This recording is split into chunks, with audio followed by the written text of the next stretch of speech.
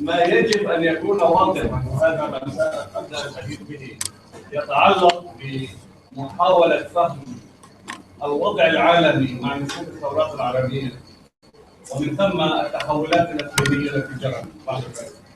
I will start by trying to make sense and provide a reading of the global transformation, and then we'll focus on the regional changes. لا يمكن أن نفهم واقع الثورة السورية ومستويات الأحداث دون أن نلمس هذه المستويات. We cannot understand what's happening in Syria without understanding these different levels, the global and the regional. أولاً لابد أن نلمس أن الرأسمالية عانت أزمة كبيرة عام 2008. We have to understand that the world is undergoing a critical economic crisis starting in 2010. وهي أزمة أكبر وأضخم مما ينشر في الإعلام إلى الآن. And it's a deep crisis, much more deeper and critical than what the media is trying to present. حيث أنها فرضت على أمريكا أن تتنازل عن منظورها الأحادي للسيطرة على العالم مضطرة.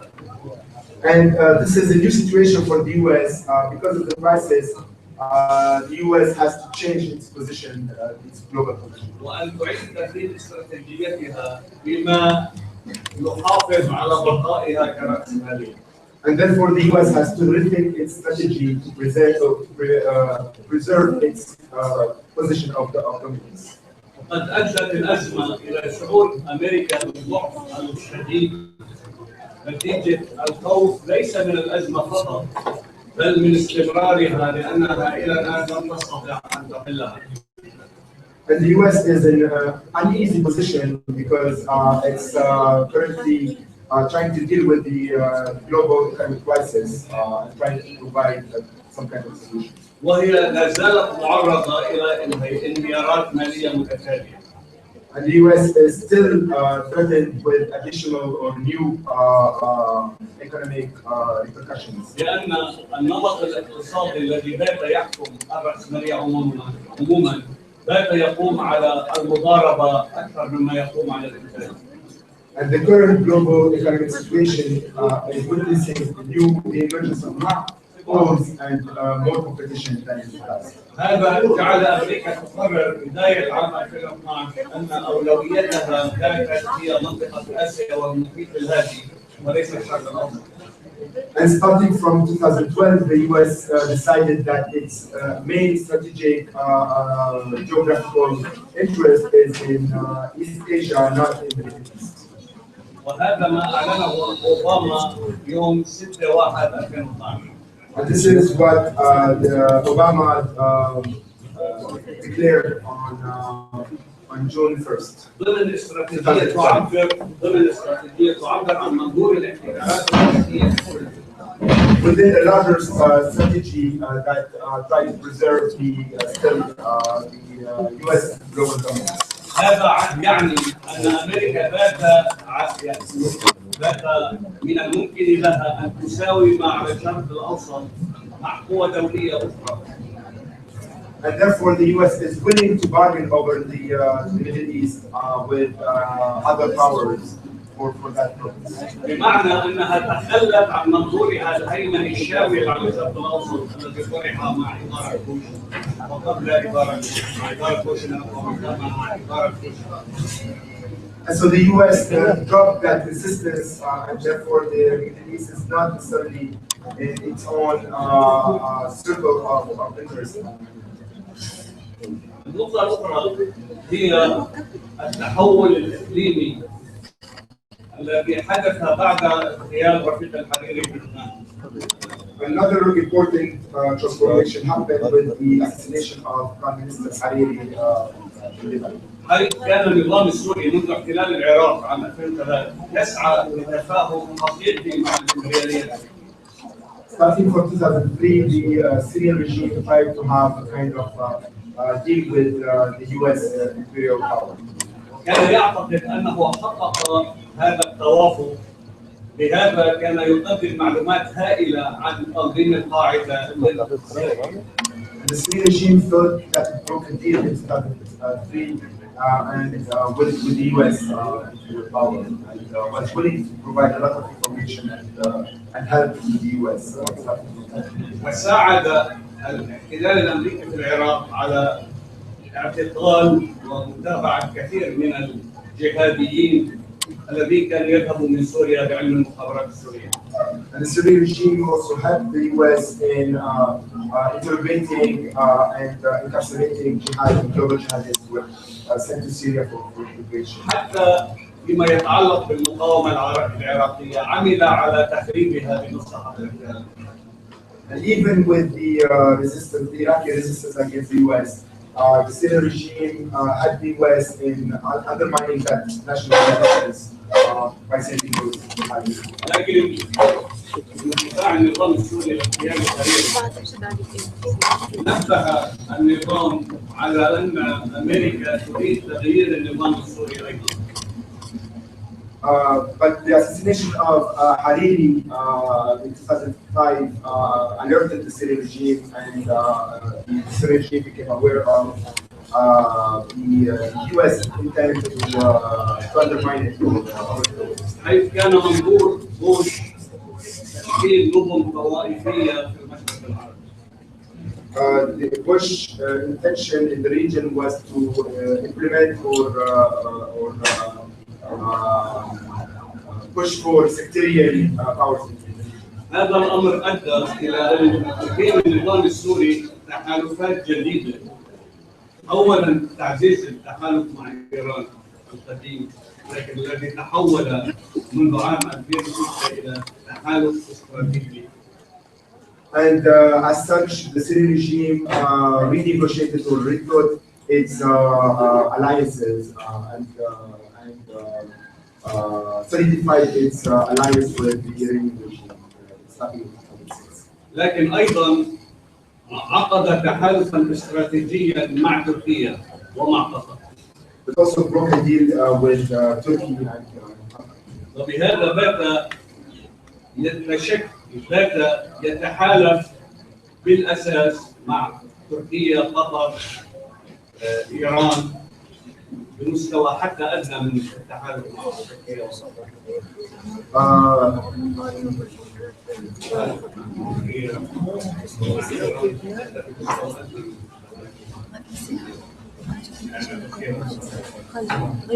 Its alliance with Turkey and Qatar was even more powerful than its alliance with Turkey. هذا الامر جعل المصالح القطريه التركيه تهيمن على الاقتصاد السوري، وكانت من عناصر انهيار اقتصادي ساهم في جزء منه في نهوض الثوره. And because of that, the Qatari and Turkish interests in Syria were undermining the national economy. بالتالي حينما نشأت الثوره السوريه كان واضحا ان الموضوع الاساسي للنظام السوري هو ما سمي محور الممانعه الذي يتشكل من النظام ايران، تركيا، قطر. And before the Syrian revolution, the Syrian regime was in an alliance, anti-imperialist or anti-US alliance with Qatar, Turkey, and Iran. النقطة الأخرى تتعلق بأمريكا ذاتها، بالريالية الأمريكية ذاتها، أي أن نجاح أوباما في الانتخابات أدى لتحول في الموقف الأمريكي من النظام السوري. With Obama's victory in the elections in 2008, the U.S. position changed. وهذا ما ظهر في عام 2010 وبداية عام 2011. This became clear in 2010. حيث بدا أن العلاقات تتوسط وتتسارع في توسطها. And the U.S.-Syrian relationship were improving in 2010. وما بات يكشف الآن هو أن أمريكا كانت في هذا الوقت تتوسط بين النظام السوري وإسرائيل والدولة الصهيونية في تحقيق اتفاق جديد. And the U.S. was basically acting as the middleman between the U.S. and between Syria and Israel during that period to have some kind of deal between the states. هذه الوضعية جعلت الأمور تنعكس على الوضع من جديد بعد الثورة السورية. And this had a great impact on the Syrian revolution since then. هل وجدنا أن قطر وتركيا عملتا أشهرا طويلة بعد الثورة، يعني تقريبا 5 أشهر، لإقناع النظام السوري لكي يقدم تنازلات ويؤسس نظام ديمقراطي تعددي لكي لا ينهار. And with the beginning of the Syrian revolution, actually Qatar and Saudi Arabia were supporting the Syrian regime and trying to push it to make some kind of concessions to preserve it. طبعا حتى السعودية كانت عام 2010 في المؤتمر السنة العربي قد تفاهمت مع النظام السوري وصالح الملك عبد الله حينما. And even the Saudi power or the Saudi regime broke a deal in 2010 with the Syrian regime and became friends.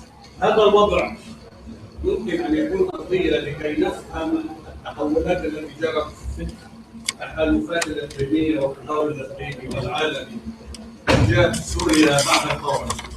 It's important to understand that context before the revolution to be able to understand and grasp what's happening. حيث وجدنا أن روسيا تحاول استغلال الوضع من أجل أن توطد وجودها في سوريا بعد أن كانت تلاشى سنوات. And Russia took the opportunity to be more present in Syria during the revolution. So it took that opportunity and the Syrian politics. مثلا كانت التبادل التجاري بين روسيا وسوريا قبل الثورة أقل من $1 مليار. The Russian-Syrian economic exchange before the revolution was about $1 million. وكانت العلاقات العسكرية مجمدة. And there was no military relationship between Russia and Russia. لكن حاجة النظام إلى حماية دولية دفعت به عبر إيران إلى التفاهم مع روسيا لكي تلعب دورا في مجلس الأمن بمصلحة النظام. But the Syrian regime need for protection led the Iranian regime to negotiate with Russia and bring it back to make an alliance with Syria. ومقابل ذلك حصلت على اتفاقات اقتصادية كبيرة كبيرة تسيطر على النفط والغاز ومشاريع كبيرة إضافة لتوسيع القاعدة البحرية في منطقة. And so the Russian provided that kind of protection and in exchange the Syrian regime provided major oil deals and the military base was open to Russia and Syria. طبعا روسيا اعتبرت المسألة السورية هي المفصل من أجل محاولة تغيير الوضع العالمي لمصلحة ثنائية قطبية. And Russia also took the opportunity to be present in Syria and have a major influence in Syria to prevent US dominance in the region, especially after the Arabs. طبعا معتقدة أن أمريكا سوف تدفع باتجاه تغيير في سوريا وأن تركيا أيضا كانت تعتقد أن أمريكا ستستغل الوضع كما كانت الماضي من أجل تغيير في سوريا. Both Russia and Turkey thought that the US would push for regime change in Syria. لهذا عززت روسيا دعمها للنظام بشكل شديد. And that's why Russia was in close alliance and was supporting the regime in this action. بالنسبة لإيران استفادت من هذه اللحظة لكي تزيد هيمنتها على الواقع السوري. Iran took that opportunity also to solidify its dominance in the region. وإذا كان حافظ الأسد يقيم توازنات في علاقاته الإقليمية وكان يقيمها حين بين إيران والسعودية. And Assad's regime before the current Bashar regime was very alert and conscious of the importance of making alliance in the region. وكان يمنع تدخل إيران في الوضع السوري. And was very careful not to let Iran dominate the Syrian internal politics. وقد عملت إيران بعد الثورة لكي تعزز دورها الداخلي ولكي تصبح الآن هي القوة المقررة في سوريا. But that situation changed with the revolution, and Iran is very present in internal politics in Syria. عبر إرسال قوى عسكرية تقاتل الآن الشعب السوري. And there is currently an Iranian force fighting the Syrian population. بعد أن ضعف النظام حيث أن الجيش السوري بات جزءا منه مشلولا نتيجة انحيازه إلى الشعب، وبالتالي وضع في معسكرات مغلقة ولم يدفع بعد عام من الثورة. بعد عام الثورة لم يعد يدفع إلى مواجهة الشعب لأن الاحتقان بداخله بات كبيرا، وبالتالي بات من الممكن أن تحدث انتفاضات كبيرة. And so the Iranian military presence in Syria is due to the paralysis in the Syrian army. Part of the Syrian army was not sent to fight because the Syrian regime was afraid of splits, and part of the army has been actually defecting to the opposition. وكانت القوى التي قاتل النظام بها الشعب وهي الفرقة الرابعة والحرس الجمهوري قد استهلكتا في القتال. And the military or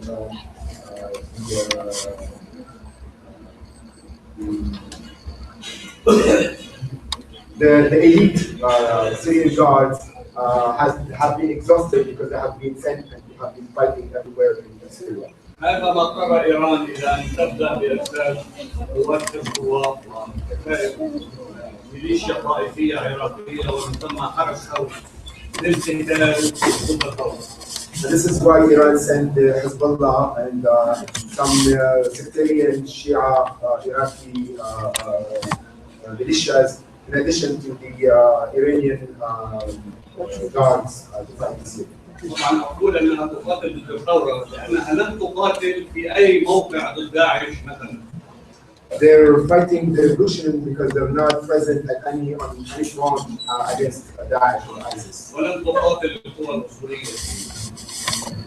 And they won't fight the religious fundamentalist groups either. بل قاتلت الكتائب المسلحه التي اسسها الشعب. They're mostly fighting the secular and the popular groups that were initiated by the population. طبعا اذا اردنا التكلم عن تركيا سنجد ان تركيا بعد ان فقدت الامل في ان يصلح النظام ذاته عملت على ان تفرض معارضه مرتبطه بها كسلطه بديله. After losing any hope for any kind of reform in Syria, the Turkish government shifted and is trying to implement or impose an opposition that's very much loyal to the Turkish government. ولا زالت تحاول ذلك. And the Turkish government still trying to impose that kind of opposition that's loyal to it. لكن كان للموقف الامريكي ما يمنع نجاح هذه الخطوة. But the U.S. position prevented that project or that invention to succeed. الآن إذا عدنا إلى الموقف الأمريكي وحاولنا نتابعه منذ بداية الثورة إلى الآن سنلمس. Let's go back to the U.S. position and try to understand what's happening. أن الإدارة الأمريكية في السنة الأولى تقريبا كانت تتكلم بكلام عمومي عكس ما تكلمت في تونس وفي مصر. The U.S. administration was talking about Syria in a very ambiguous way, contrary to its position on Tunisia. ولعبت دورا في منع فرنسا وتركيا وقطر. فرنسا وتركيا دفع المسألة السورية إلى حلف الناتو لكي يتدخل كما فعل. The U.S. also prevented France and Qatar from using the NATO to push the NATO to interfere. وبالتالي حينما بلورت استراتيجيتها التي أشرت إليها عملت على مطالبة روسيا بأن ترعى مرحلة انتقالية في سوريا من حملتها فيها. So the U.S. position was mainly to have Russia play a vital role in Syria. ومن ثم اتفقت أمريكا وروسيا في نهاية يونيو 2012 على صيغة حل في سوريا استرعاب روسيا. So the هو اتفاق جنيف واحد. US and Russia had an agreement in July 2012, and that led to the emergence of the Geneva Convention. ومن ثم عملت امريكا على تطويع المعارضه السوريه الخارجيه لكي تقبل بالحل الروسي. And the US also put a lot of pressure on the Syrian opposition to accept the حيث دفعت تجاوز المجلس الوطني الذي كان يعتبر هدفا لتركيا وفرنسا. And the US also bypassed the national coalition, which is the representative of France and Turkey. بتشكيل الائتلاف السوري الذي كانت مهمته الاساسيه هي الحصول بالمفاوضات على ضوء مبادئ جنيف واحد. So my country, it bypassed the SSC, the Syrian National Coalition, and created the National Coalition to make that happen, to make Geneva. واستمرت في ذلك الى انعقاد جنيف الدولي. And this went on until the creation of Geneva. الان التحول الجديد هو ما حدث في العراق في يونيو 2014. What's new is what happened in Iraq in July, in June. أي اندفعت قوة مسلحة عراقية بالقضايا المتطورة بالتفاهم بعضهم مع داعش للسيطرة على السلطة في بغداد. Some of the Iraqi opposition, in agreement with ISIS, launched an attack on different Iraqi cities. لكن تبين أن خلف ذلك عديد من القوى التي كل منها يريد الوصول إلى هدف معين. But this is a heterogeneous group, and each one of the groups constituting that opposition had its own interests. حيث كان واضحا منذ دخول داعش إلى سوريا أن لإيران تأثيرا على داعش، وأن الكلام في العراق أن المالكي هو الذي يدعم داعش. Since the emergence of ISIS in Syria, it became clear that Iran had a great influence on ISIS, and also a Maliki prime minister in Iraq. هذا ما كشفه مثلا وزير العدل العراقي الذي هو من حزب المالكي ومن تحالفه، حينما قال ان من اخرج عناصر داعش من السجن ابو غريب وارسلها الى سوريا هو المالكي، وهذا مسجل وموجود على النت. And one of Maliki's ministers explained how Maliki was involved in empowering ISIS and ISIS released some of its prisoners from some of the Iraqi prisons. طبعا لا اريد ان اتحدث عن دور المجموعات الدستوريه في الاخوان العراقي والايراني او الاخوان السوري، لكن النقطه المركزيه في هذا الموضوع ان كما توضح فيما بعد ان امريكا كانت قد وضعت رؤيه للعوده للتدخل في العراق بالاساس. I don't want to speak again about the fundamentalist groups. I spoke about this yesterday. But what is clear is that the US is trying to come back to Iraq and have influence. طبعا امريكا تعتبر العراق جزءا من الخليج الذي ظلت تتمسك بالسيطره عليه. The US considers Iraq as part of the Gulf and wants to maintain its dominance and presence in that region. عبر ابقاء القواعد العسكريه. By keeping its military bases in that region. لكن دون ان يكون لهذه القواعد دور على الارض، حيث كما قالت الاستراتيجيه العسكريه الامريكيه انه يمكن فقط استخدام الطيران عند الضروره. And so these bases, these military bases, are not necessarily activated. Only the aviation or the airplanes are used. واذا كان الانسحاب الامريكي من العراق عام 2011 قد جعل الحكومه العراقيه اداه بيد ايران، وقد باتت امريكا تسعى من جديد لاعاده تغيير ميزان القوى في داخل الحكومه العراقيه او السلطه العراقيه. When the US exited Iraq in 2011, Iran was dominating the scene, and the US wants to change that now. بهذا استفاد من محاولة داعش التقدم نحو أربيل من أجل التدخل من جديد عسكريا. And the US is using the ISIS attack the presence in Iraq as pretext. وشكلت تحالفا لمواجهة داعش. And constituted or organized a coalition to fight ومن ثم مدت تدخلها إلى شمال سوريا. and use that to also be present in North Syria. طبعا النظام السوري من البداية كان يعتقد أنه قادر حين يستطيع تحويل الثورة إلى صراع ضد الإرهاب أن يتحالف مع أمريكا، وقد طرح ذلك مرارا في السنوات خلال الثورة. And the Syrian regime was convinced that by turning the Syrian revolution into a jihadi war, it could make a deal with the US and fight. لهذا لم يعارض أسمي قصر أمريكا ضد داعش في سوريا، وطالب بأن يكون جزءا من التحالف. And this is why the Syrian regime never was opposed to the coalition airstrike and was asking and requesting to be part of that coalition. الآن أصبح وضع يتعلق بالصراع الذي يجري في العراق وسوريا في نفس الوقت. And now it's important to also focus on the conflict in Syria. فإذا كانت روسيا لم تستطع في جنيف 2 أن تفرض الحل المتوافق عليه في جنيف 1. Russia wasn't able to impose a deal during Geneva second deal that was agreed upon in Geneva. وزاد دور إيران في سوريا إلى حد الهيمنة على القرار.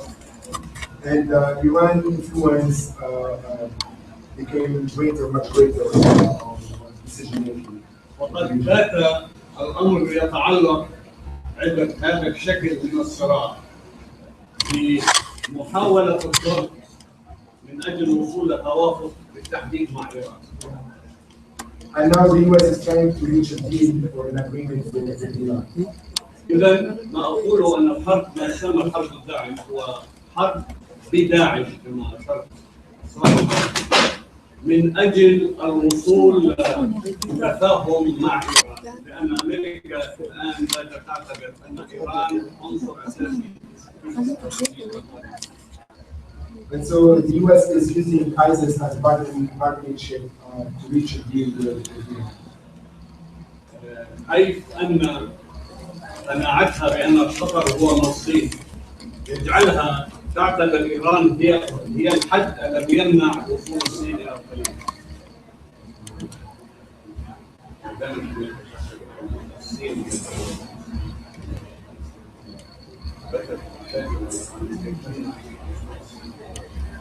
So the US considers China as its main opponent, and it's currently using Iran to prevent China to reach. بالإضافة إلى التحكم بتصدير النفط الإيراني إلى الصين. In addition, by reaching a deal with Iran, the US could dominate the flow of oil. لهذا حينما ننظر إلى الموقف الأمريكي نصل إلى نتيجة أن أمريكا تعتبر أن سوريا هي ورقة فقط في الصراعات الإقليمية والدولية من أجل الوصول لتوافقات أخرى خارج سوريا.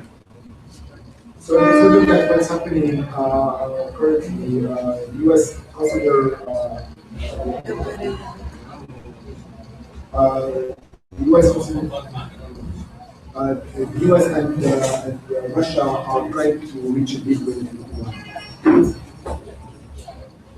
لهذا فإن الدور الأمريكي الآن في سوريا هو اعتبار سوريا هذه الورقة في إطار الحوار والمحاولة التفاهم مع إيران ومع روسيا. طبعا روسيا كان هناك توافق سابق قرب بعد ما جرى في أوكرانيا، لكن سيعود طرح الموضوع مع روسيا أوكرانيا وسوريا وكل المنطقة أيضا من جديد.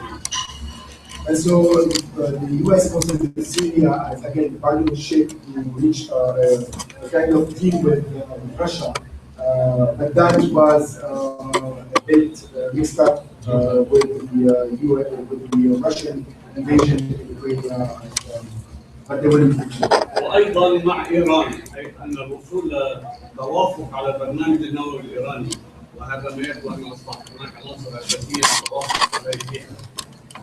And the US is about to reach a resolution also in Iran about the nuclear. سيصبح النقاش هو حول دور ايران الاقليمي وحدود هذا الدور. The negotiation after reaching the deal with Iran on its nuclear program, the negotiation with Iran will be about the Iranian influence and role. وبالتالي سوريا ورقه في هذا الحوار، لكن دون تمسك امريكا لا بدور ولا باعتبار ان سوريا مهمه في استراتيجيه. And so Syria plays that role. It's a bargaining chip in those negotiations with Syria and between Iran and the US. But the US doesn't have any real interest in this. طبعا هذا يظهر على الارض حين نلمس ان ما تقوم به امريكا هو محاوله التقريب على الثوره عند تحويل بعض القطاعات العسكريه مثال النظام الى تدريبها لقتال داعش. And what the US is doing currently is undermining the revolution by turning some of the faction from fighting the regime to fighting ISIS. رغم ان الكتائب المسلحه في شمال سوريا قاتلت داعش منذ البدايه وفي مرحله اولى ضربتها من كل شمال سوريا. But we have to remember that many of those factions actually were fighting ISIS since very early on, and expect ISIS from many of the world. لان الثوره السوريه والشعب السوري يعني يقاتل على اكثر من دفعه، سواء ضد النظام او ضد داعش او ضد مجمل القوى السوريه، وفي كل مناطق سوريا نجد هذا الصراع قائم. The Syrian people and the Syrian revolution are actually fighting on several fronts. They're fighting the regime, they're fighting the ISIS, they're fighting fundamentalists, and they've been doing that since very early. هذا ملخص للوضع العالمي والتدريب المحيط في الثوره السوريه، وما يمكن ان نطرح كاحتمالات، ما يمكن ان ننهي احتمالات المرحله القادمه.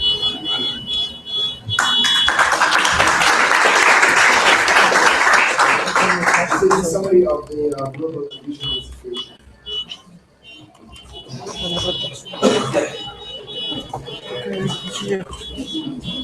Now we will continue the conference with Elisa.